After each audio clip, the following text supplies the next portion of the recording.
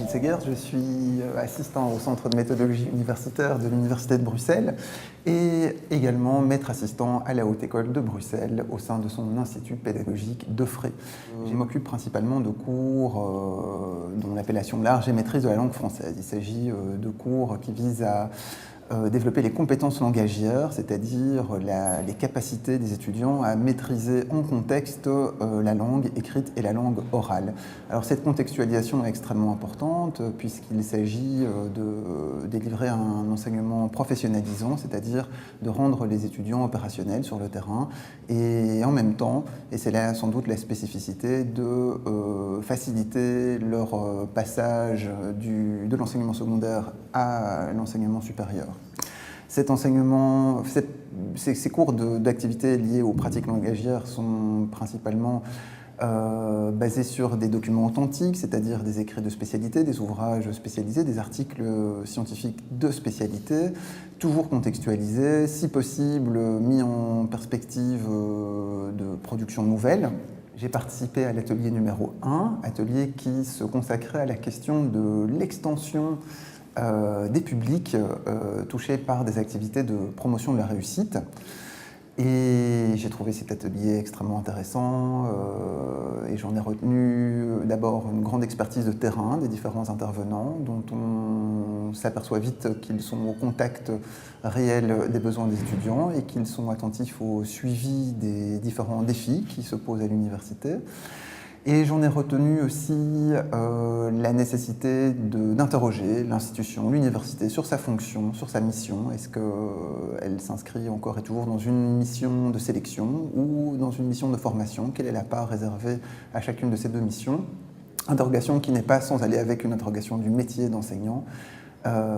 Quelles sont exactement les missions des enseignants à l'université et comment peuvent-ils envisager l'évolution de leur métier?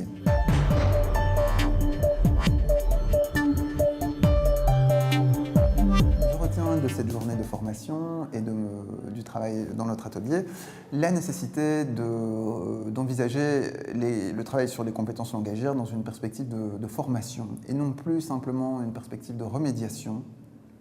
Formation qui peut s'étendre sur l'ensemble du cursus et plus seulement sur la transition entre l'enseignement secondaire et l'université, de manière à rencontrer plus précisément les difficultés nouvelles qui se dressent dans le parcours de l'étudiant. Il s'agit plus simplement de découvrir les spécificités du syllabus, mais également de pouvoir faire face aux premiers travaux de recherche et aux mémoires de fin d'études. Alors, outre les compétences langagières à envisager sur le long terme et dans une continuité, je retiens aussi de notre atelier la complexité de la question des étudiants aux besoins spécifiques, qui en fait ne regroupe plus, comme je le pensais, des étudiants en situation particulière de handicap ou de difficultés qui ne sont pas spécialement considérées comme des handicaps, mais qui sont liés à des troubles de l'attention, des troubles de l'apprentissage,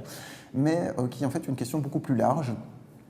Et j'ai notamment été agréablement éclairé par la question de la valorisation des acquis de l'expérience et des professions, les difficultés qui se posent aux adultes en situation de reprise d'études.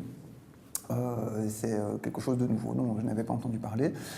Et j'ai été également agréablement surpris d'entendre que plusieurs institutions officialisaient le statut de ces étudiants aux besoins spécifiques, quels qu'ils soient, qu'il s'agisse de sportifs, d'artistes, de personnes souffrant d'un handicap, et que ces statuts s'accompagnaient d'accommodements en ce qui concerne leur situation administrative, possibilité d'étaler les études, possibilité de revoir l'étalement en cours d'année, et également des aménagements pédagogiques liés par exemple aux modalités d'examen, de manière à les rendre compatibles avec les spécificités de leur situation.